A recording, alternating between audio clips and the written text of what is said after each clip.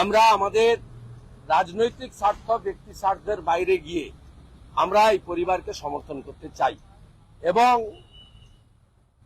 আমি আমার দলের রাজ্য সভাপতির নির্দেশক্রমে এবং আমি আমার সহযোগী এমএলএদের সকলকে নিয়ে আমরা জলদান, ওয়ারেস দেওয়া, একটু সহায়তা, স্বেচ্ছাসেবক, যেগুলো অভয়া বনের কলিগদের করার কথা ছিল।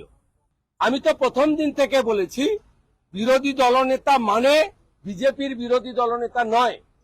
বিরোধী দলনেতা মানে রাজ্যের সরকার এবং সরকারি দলের দ্বারা যে আক্রান্ত হবে তার জন্য।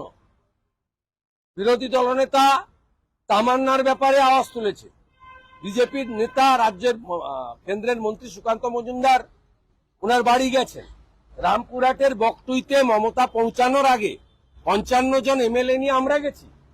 বগরাহাটের সিপিএম আইএসএফ এর পঞ্চায়েত ভোটের পরে ঘর লুট হয়েছে, আমরা ত্রাণ নিয়ে পৌঁছেছি।